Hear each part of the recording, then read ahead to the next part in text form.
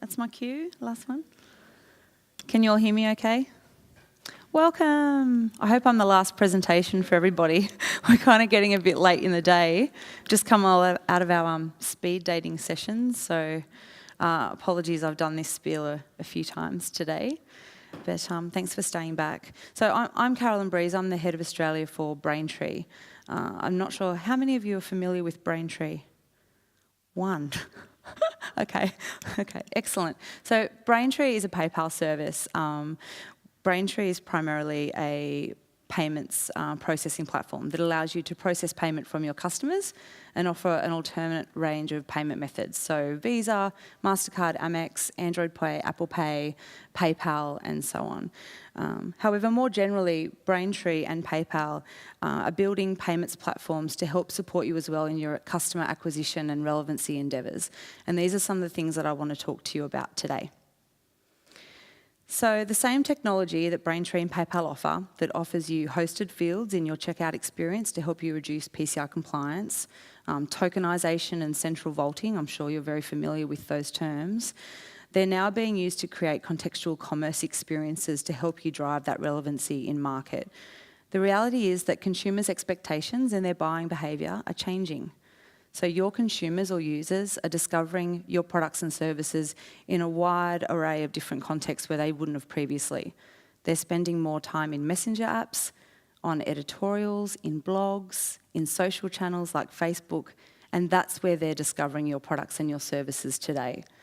Contextual commerce, or AKA conversational commerce or social commerce, is all about shrinking that process from discovery through to purchase to make you more effective and increase conversion. So it's all about making basically consumers being able to make a seamless purchase in the moment of discovery in the context of their everyday activity. Such as Pinterest buyable pins or a buy button in some other discovery platform. But behind these frictionless contextual experiences, there are two partners that have come together and decided to create a unique experience for their shared users.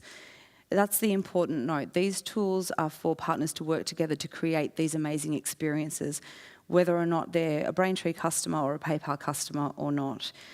Previously, partners would get together and create these types of experiences, and controlling that payments piece and sharing that payment information securely was a fundamental barrier for these experiences, and that's the piece that Braintree and PayPal address today. So we're very proud. These tools have been out now for almost 2 years. The genesis of these was obviously in the States, where PayPal and Braintree are head office. And the genesis was actually Pinterest, who came to us and wanted us to create an experience on their site, which I'll take you through a little bit later. But we now power some really unique experiences, both globally and in Australia, for people that you probably know very well, like Uber, Facebook, eBay, JB Hi-Fi, Eventbrite, Ticketmaster, and so on. The next couple of slides I'm going to take you through are a little bit more on the technical side. They talk about the types of information that needs to be shared to make an experience like this a reality. But for those of you who aren't technical, bear with me. Once we get through those couple of slides, I'll end up taking you through an experience of two characters that actually step through the live in-market experiences we have going today. So first of all, before we jump into the value that Braintree can provide for contextual commerce, it's important to understand what types of information need to be shared between a discovery platform where your products and services are being found and your platform, or the merchant of record platform that you choose to share that information with. So that's ultimately where that product or service is being fulfilled. So first of all, on a discovery platform, you need to be able to surface inventory information. So that might be, if it's a physical good, it might be a colour or a size or a brand. If it's a service, it might be details about the service. The discovery platform needs to be able to package up an order once your consumer says they want to buy or go ahead, and send that through to you in order to be processed and consumed like everyday business as usual. The third piece is they need to be able to securely collect the payment information and share that with you as well, so that you can consume that as business as usual. Or you may be the discovery platform sharing that with the ultimate merchant of record. Or in some cases that we see, it may be two internal assets within one company, two brands perhaps, two different business units, and you are cross-selling to your own customers. So you need to be able to securely share that information. It's that last piece that Braintree directly affects. So with Braintree, we can enable you to securely share that customer information, which gives you a bunch of different benefits. Obviously, the level of integration and development work that you need is lowered. We lower your PCI scope, which is really important. We allow you to partner with any merchant you like, whether they be within the Braintree network or not. And these are really flexible, powerful tools that allow you to basically choose your own adventure and create that experience either within your own organisation or with your affiliates and partners, and ultimately where your consumers are discovering your products and services. So the key is that there's really no limit, and we've built 3 tools in particular that are used most commonly that are going to be used in the examples that I talk through today. So if you go back to what Braintree is about, the core heart of our product is around that tokenisation and centralised vaulting of your customers' details. And we don't just tokenise credit card details securely for you to process payment on. We can also tokenise customer details as well as PayPal wallets and so on. So you're getting one central ID, one central view of your customer, whether they have one payment method attached or multiple payment methods attached. Now, we power the Uber payments today. I'm sure most of you, if not all of you, have used Uber. So the idea with Uber is that the first time you went into the app and you put in your credit card details, we tokenise that information for Uber and put it into their central vault. Every time you get into an Uber and you jump out of an Uber, they send an API call to their vault to process payment securely against your details without having to touch your credit card, keeping them PCI compliant. That same centralised vaulting technology is what we have used to build these tools that allow these in-context experiences. So 2 that are most popular would be our forward API. So this allows an organisation to forward order details and payment processing details to another organisation securely for them to process payment as a one-off transaction. Grant API is in the case if both parties are on the Braintree network. It's exactly as it sounds. They grant access to those tokens to process payment, and they can do it for a one-off transaction, they can do it for a day, they can do it for 6 months, and at the end of that period, the tokens are all revoked. It's a very, very powerful tool. It's also fantastic when it comes to economies of scale and just economics in general, because they're both on the Braintree network. People who are doing that across that cross-calibration, are actually doing that for free. But I'll take you through some examples to make it real for you. I hope I didn't lose too many of you with the technical stuff. Okay, so to make it easy to understand, we've created a story of 2 girls, Ava and Grace. We're going to talk through their travel journey. They're planning a trip together, and in every single one of these instances, they're using in-live market examples that we have operating today. So they're planning a trip from Singapore to San Francisco, and the girls jump onto UK-based meta search site Skyscanner. Has anybody in the room used Skyscanner before to book a trip? Great, excellent. More than knew who Braintree was. That's interesting. That's great. So Skyscanner, like I said, they're a meta search data company. So traditionally, you would have gone onto the Skyscanner site, you would have punched in where you wanted to travel to, and it would have surfaced to you a bunch of different itineraries with different airlines. When you chose the one you wanted with the lowest layovers and the best price, you would hit book, and what would happen is you would be redirected to that airline's website to complete the process. Now, hopefully all the information you had found was still there. Hopefully the price was the same. If you're on mobile, fingers crossed they're optimised as well and you haven't lost the customer in that transition. But there was 2 fundamental issues occurring when this took place. First one is Skyscanner lost that customer in that interaction. So they had them when they went to the site looking. They've done their advertising well, they've got eyeballs to site, they've gone there looking for their flight, but in that moment of purchase, they've been redirected off to the airline. It's unlikely, unless they're very loyal to Skyscanner, that they're going to come back. Once they book the flight, the airline is most likely going to offer them insurance, maybe even car hire and accommodation through affiliate partners, and that is Skyscanner's bread and butter, but they've lost them in that moment. The other thing that was difficult or suboptimal about that experience is that Skyscanner, the way they were monetised, is that they actually received a very small percentage or payment from the airlines for secured bookings. So they would go back to the airlines at the end of every month or quarter and say, hey, I sent you, 100,000 users to book flights. And they'd say, oh, well, sorry, only 70% of those converted, so here's your clip of ticket. They actually had no way of seeing who had converted. It was a manual process in most of their markets. So they came to us and said, look, we want to change this experience for our consumers. We want to also make sure that the ancillary services we're providing, like insurance and hotels, are also seen, because the first thing you book when you book travel is you book the flights and you build everything else around that. So they weren't really building a value proposition for those ancillary services. So they set up a Braintree vault with us. So now when you go to Skyscanner, the first time you book, you get asked to tokenise your credit card details, and they're stored in Skyscanner's central vault with Braintree. When you book, you are no longer redirected to the airline. Skyscanner securely send that inventory information, order information, and the payment information through to the airline for processing. The airline processes that payment and sends the user an email to say, hey, we got your order, here's your itinerary, thank you for doing business with us.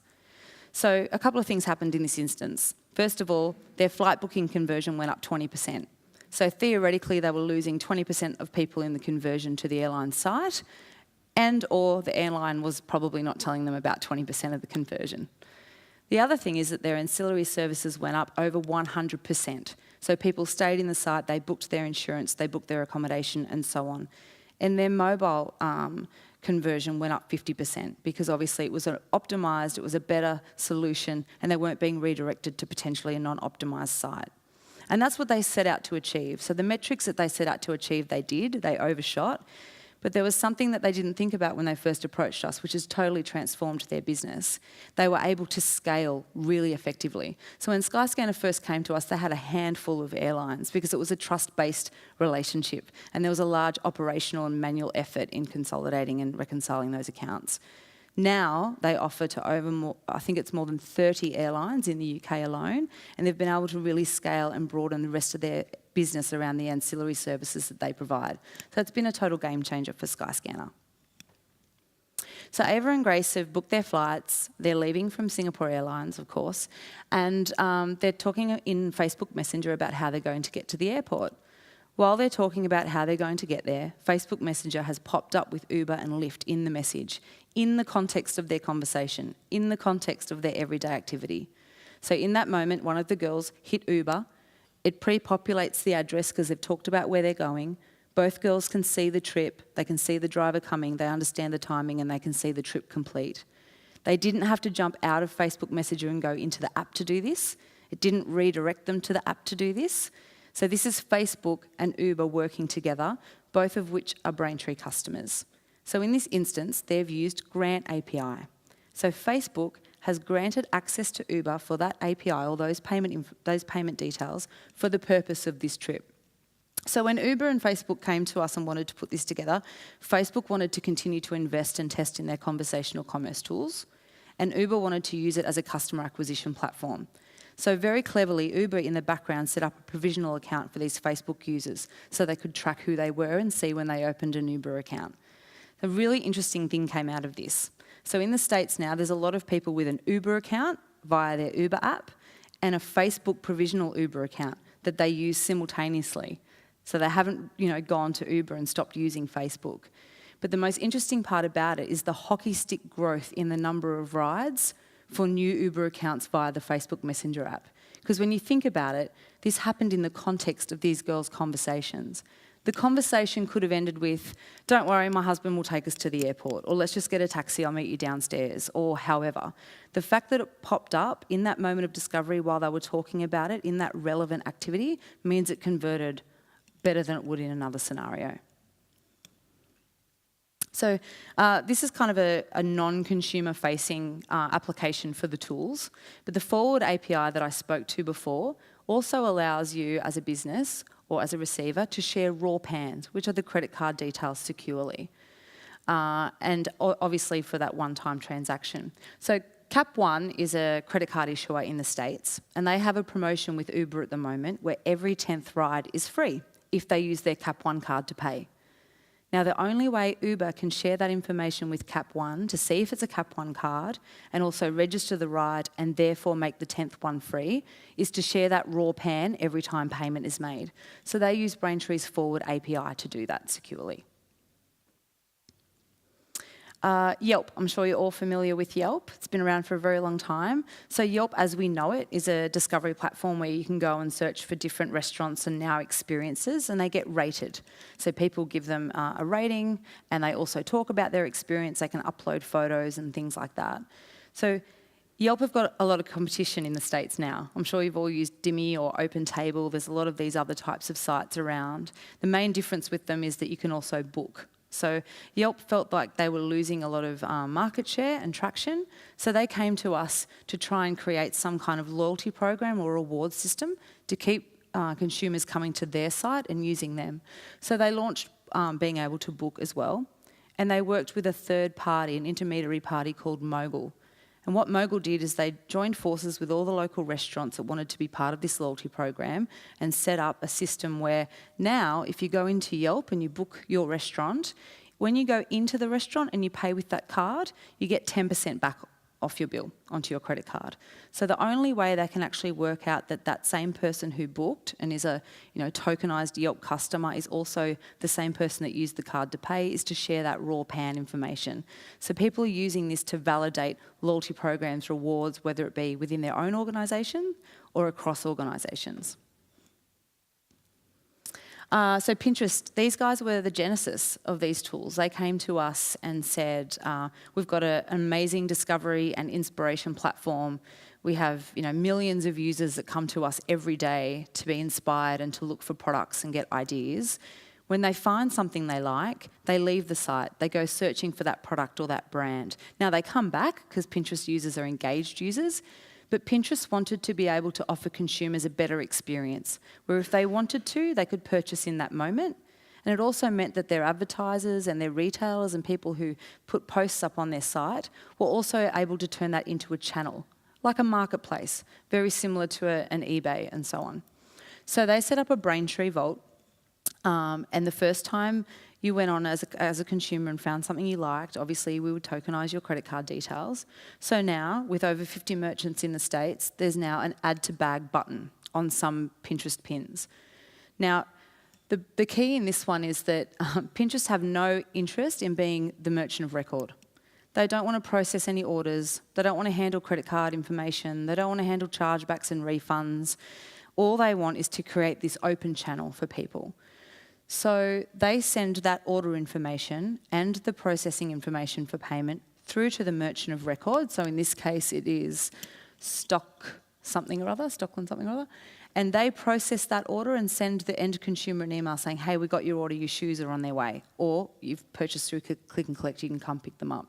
So they're in the process of scaling and ramping this at the moment. And we're hoping they get down here very soon. This is another cool example. So Ava and Grace are heading to a festival and they jump onto Eventbrite, which is like a Ticketmaster or a Ticketek to purchase their festival tickets. And the same credit card that's used to purchase the tickets is also linked to an RFID wristband, which is sent to them as their entry into the festival. So they've got their entry into the festival, they walk through the gate and they tag their way in, but during the festival they can now have a cashless, cardless experience when they want to buy water or food or any other t-shirts and whatnot. Now, this Eventbrite and the event organiser, the vendors that worked with the small, food and whatnot people, they actually are both Braintree vaulted, so they're using Grant API. So the beauty of the Grant API is that it was open for that day, and when the festival finished, all of those tokens were revoked. So all of those RFID wristbands went dead. Pretty powerful tool. So this is an American example of something that I'll translate to an Australian example. So JB Hi-Fi are a Braintree customer, and they're very recent to us. They joined us only in the last couple of months. And I'm sure you're all familiar with JB Hi-Fi and the products they sell. And for those of you who are online retailers, you'll understand that there is such a thing as credit card fraud. So JB Hi-Fi, as part of Braintree, now work with a fraud partner called Count. They're a global partner that are baked into the Braintree solution. And it's a very, very powerful tool. And the option that they decided to move with is very customisable. So they're able to go in and create certain rules for certain products, regions that they support, people they won't accept from, people they will, all this kind of stuff. And the version that they wanted to work with is a little complex and takes a few weeks to set up. They wanted to move to Braintree, but they didn't want to suffer any fraud during that setup process. So we continue to, for the next few weeks, send the raw PAN information to their incumbent fraud partner so they can get a double check while they make the transition over to Count. So again, they'd need a solution that's able to share that raw PAN information securely, instantaneously in that moment to be able to do that.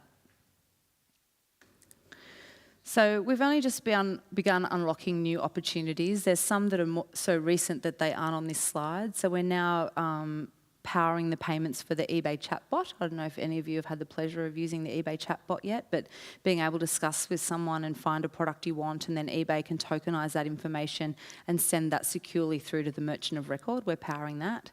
We've just launched with a site in the US, which is like a comparison site called Slick Deals, where they compare one product to another. They have a really big tech outreach, and they've moved on from being a comparison site to now a place where you can actually secure an order and they can process an order for you. So again, very powerful. You're able to compare products, make a purchase, not leave the site, and then be sold, an additional product. So it's a really powerful tool. Some other discussions we're having, or some things we'd like to do. So when we talk about, has anyone experienced Alexa or any kind of other Google Home or device? No? So imagine Ava and Grace then got to their hotel and they walked into their room and their hotel TV popped up and said, you haven't booked your hire car yet, would you like to book? Yes, we'd like to book. And using the credit card details that they used to log into their hotel or check into their hotel, it secured the car booking for them. Then when they jumped in their hire car, the tokenised credit card information was in their dashboard and they were able to drive around and have contactless gas and food experiences. So these tools, like I said, are very choose your own adventure. We're having some really exciting conversations with retailers and other service providers, not only about shrinking that moment of discovery through to purchase and really leveraging the money they're investing in marketing with affiliate programs and partners, but also how to give themselves a one bird's eye view of their customer internally across an organisation from one asset to another and share that information across one department. So that, there's one example at the moment of an insurance company where they have many different assets, caravan insurance, home insurance, car insurance, and they weren't identifying that one family unit or that one customer across assets. And you would have to go into those different brands to complete your purchase and in most cases resubmit your credit card information again. They're now able, when you go in and renew your car insurance, to say, hey, did you want to do your boat at the same time, and not have to go to another experience and put your details in again. So really powerful stuff. Did anyone have any questions? Really? That either means that all your heads are spinning and I did a really bad job, or I did a really good job and you're like, wow, that's really cool stuff. Great, thanks. Yeah, sure. So when you say heavy regulated insurance, telco. Yeah, we have. Yeah, but not with the contextual commerce tools as yet. So all of these solutions ultimately are B2C. There is some B2B when it comes to affiliate and whatever, but ultimately the end consumer is what everybody's driving to capture. The contextual commerce tools themselves, not that I'm aware of, but there's nothing stopping it. It's just that the tools are so new, so we're still working with people to pull it together. Yeah, that'd be great. Yeah. Yeah. Yeah.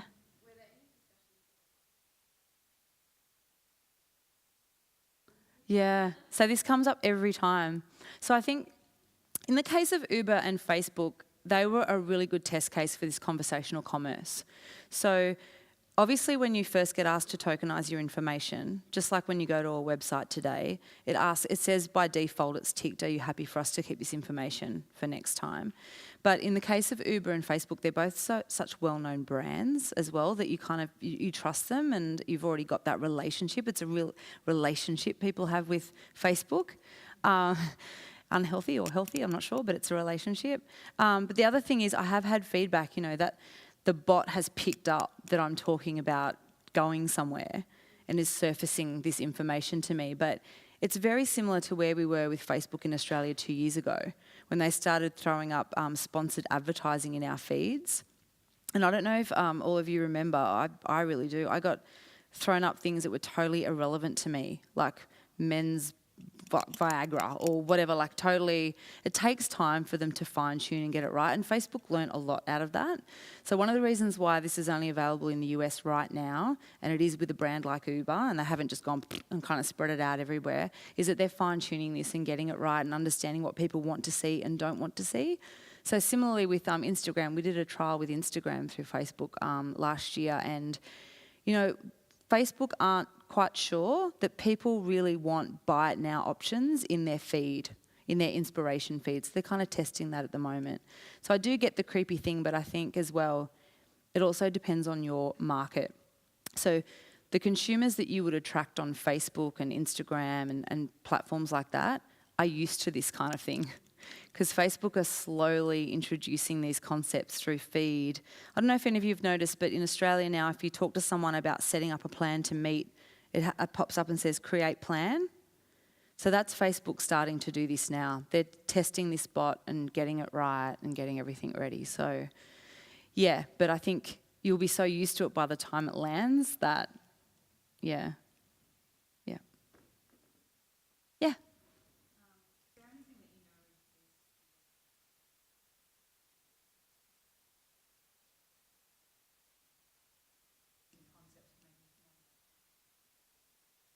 Yeah.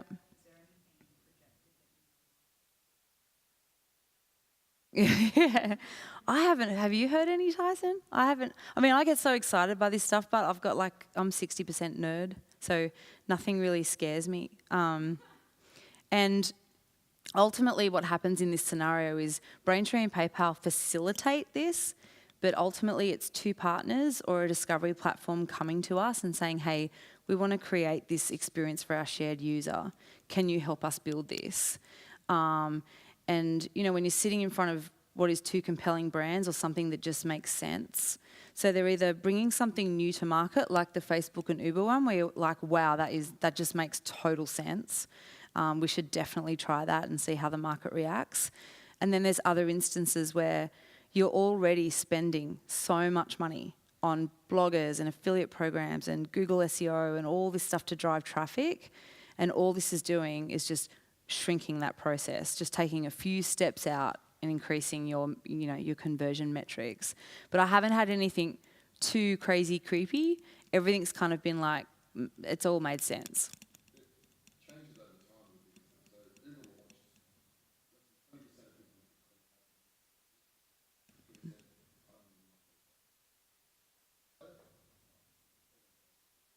Mm.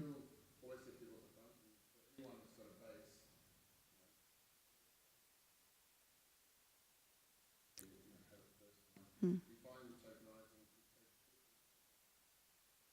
Mm. Mm.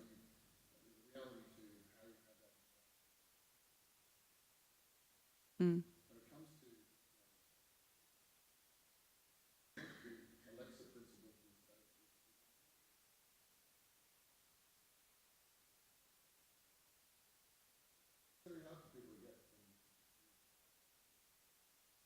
Mm.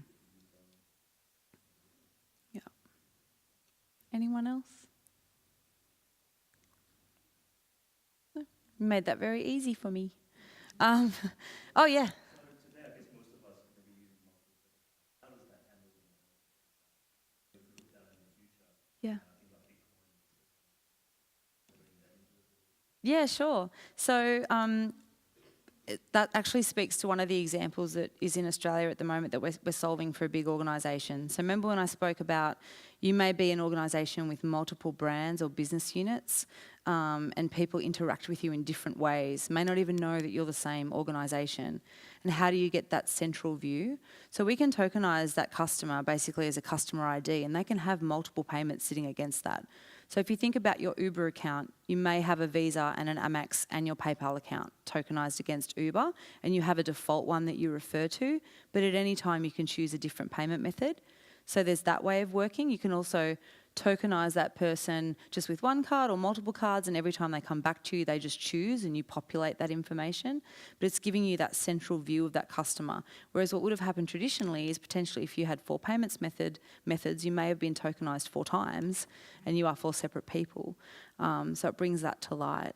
We also offer Apple Pay, Android Pay, China Union Pay, Visa Checkout, and it'll be great when we do offer things and there's enough market traction for things like Bitcoin, and we'll process that when we come to it. But I think fundamentally, aside from Bitcoin, all of those solutions at the end of the day have a credit card attached to them in some form or another, so ultimately that's what we're sharing. We can also tokenize PayPal wallets as well, which is pretty powerful stuff. So I'm sure when the market is ready and there's enough of a use case, we'll pull something together. Well, if any of you have questions for me, you want to catch up one-on-one, it's my favourite thing to talk about, and I drink Pinot Noir. And I will be around for the next couple of days. So thank you very much. Thank you.